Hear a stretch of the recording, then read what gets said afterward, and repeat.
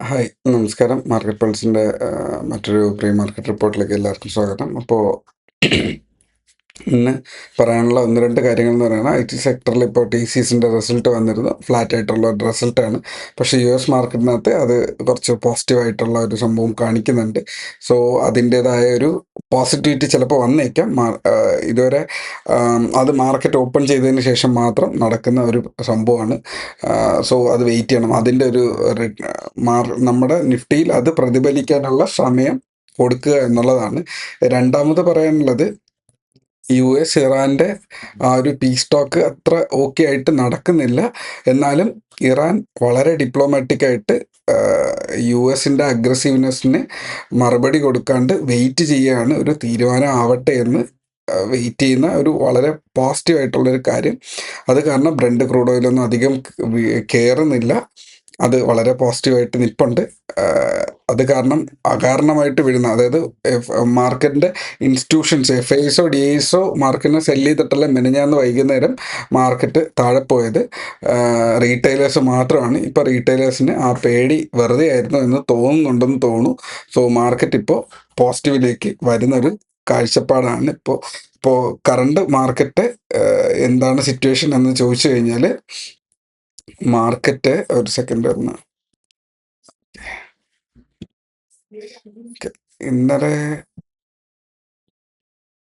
ഇന്നലെ ഞാൻ പറഞ്ഞിരുന്ന ഇന്നലത്തെ പ്രീ മാർക്കറ്റ് റിപ്പോർട്ടിനകത്ത് നമുക്ക് ഏറ്റവും നിയറസ്റ്റ് ആയിട്ട് ഉണ്ടായിരുന്ന ഒരു റെസിസ്റ്റൻസ് ഏരിയ എന്ന് പറയുന്നത് 24,040 എന്നുള്ളതാണ്. അതിന് മേളിൽ സ്ട്രോങ് ആയിട്ടുള്ള ഒരു ക്ലോസിംഗ് ആണെങ്കിൽ നമുക്ക് ഫസ്റ്റ് ടാർഗറ്റ് 24,100 മേളിലോട്ട് 180 വരെ പോവാം. 240 പോകാൻ സാധ്യതയില്ല എന്ന് പറഞ്ഞിരുന്നു. ഇന്നലെ ഒരൊറ്റ ക്യാൻഡിൽ മാത്രം പെട്ടെന്ന് പോയി.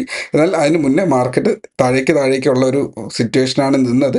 ലാസ്റ്റിൽ അവസാനം അത് മാക്സിമം പിടിച്ചു നിന്നു. അവസാന മിനിറ്റിലായപ്പോഴേക്കും ഒരു 3 മണി അടുപ്പിച്ചായപ്പോഴേക്കും മാർക്കറ്റ് ഒന്ന് താഴേക്ക് വന്നിരുന്നു എന്നുള്ളത് മാത്രമേ ഉള്ളൂ.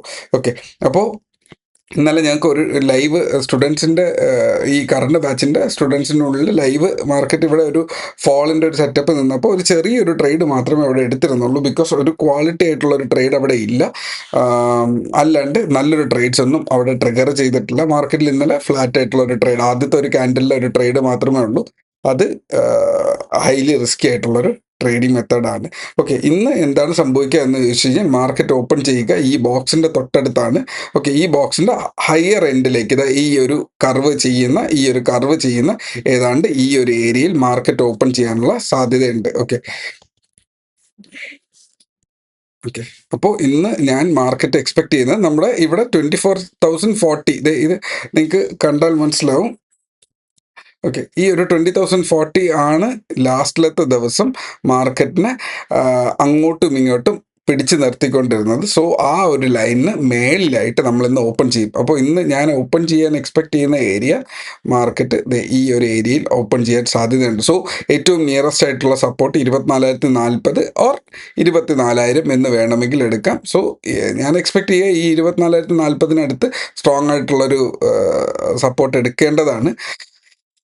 ഇല്ല, മാർക്കറ്റ് ഓപ്പൺ ചെയ്ത് കയറുവാണ് എന്നുണ്ടെങ്കിൽ നമുക്ക് ഇവിടുത്തെ ഈ ഒരു ഏരിയ 24,070 മേളിൽ നമുക്കൊരു ട്രേഡ് ഉണ്ട്. പക്ഷേ 24,100 അവിടെ ഒരു റെസിസ്റ്റൻസ് ആയിട്ട് വർക്ക് ചെയ്യും. ബിക്കോസ് ഇവിടെ നിന്നിട്ടാണ് മാർക്കറ്റ് പ്രഷർ ചെയ്ത് താഴേക്ക് പോയത്.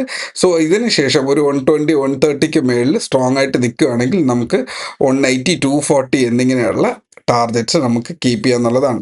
ഓക്കെ, ഇതിന് മേളിൽ കയറി പോവുകയാണെങ്കിൽ നിങ്ങൾക്ക് ട്രയൽ ചെയ്യാം. അപ് ടു 350 വരെ നമുക്ക് അതിനകത്ത് ടാർഗറ്റ്സ് ഉണ്ട്.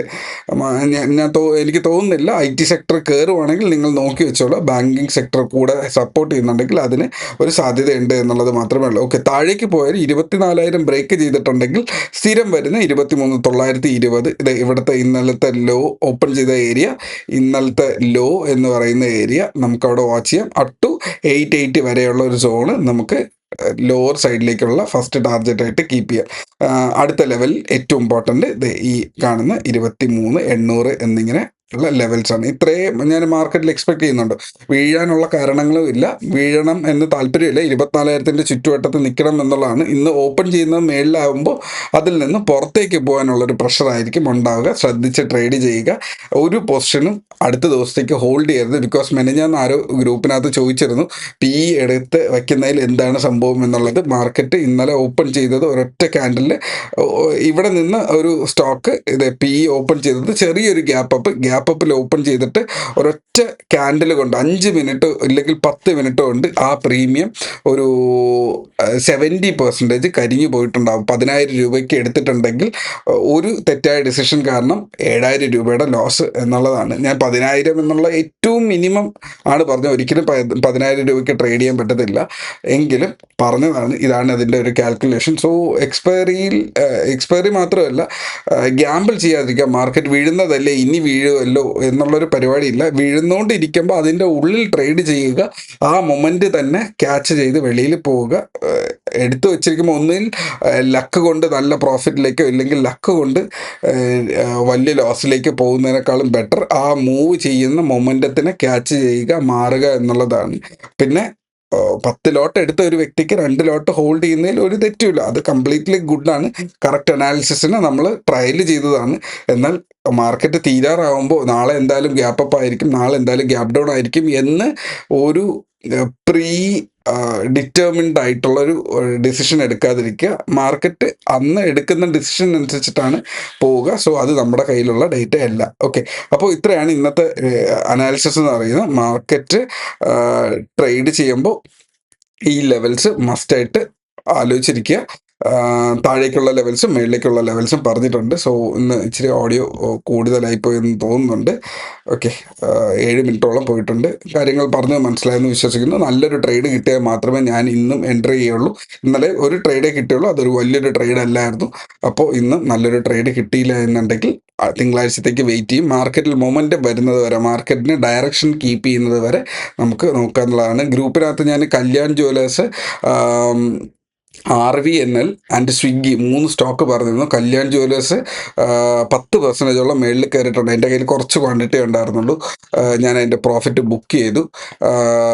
RVNL എടുത്തിട്ടില്ല. സ്വിഗ്ഗി എടുത്തു. സ്വിഗ്ഗിയും കുറച്ച് ക്വാണ്ടിറ്റി ഉണ്ടായിരുന്നുള്ളൂ, പ്രോഫിറ്റ് ബുക്ക് ചെയ്യേണ്ടി വന്നു. അത് പ്രോഫിറ്റായിട്ട് വലുതായിട്ടില്ലായിരുന്നു. ഞാൻ എക്സിറ്റ് ചെയ്തതിന് ശേഷമാണ് അത് മൂവ്മെൻറ്റ് എടുത്തത്. അപ്പോൾ അടുത്തൊരു സെറ്റ് എന്ന് പറയുന്നത് നമുക്ക് മൺഡേ നമുക്ക് ആലോചിക്കാം. 240 മേളിൽ നിഫ്റ്റി വരുവാണെങ്കിൽ നമുക്ക് സ്വിംഗ് ട്രേഡിങ്ങിനെ കുറിച്ച് പ്ലാൻ ചെയ്യാം. പുതിയൊരു പൊസിഷൻ തിങ്കളാഴ്ച നമുക്ക് ആലോചിക്കാം. സോ അധികം വലിയൊരു ലോസ് എടുക്കാണ്ടോ അതിഭീകരമായിട്ടുള്ള ഒരു ഗ്യാമ്പിൾ ചെയ്യാണ്ടോ ഇന്നിരിക്കുക. ശ്രദ്ധിച്ച് ട്രേഡ് ചെയ്യുക. Trade safe. Take care. By.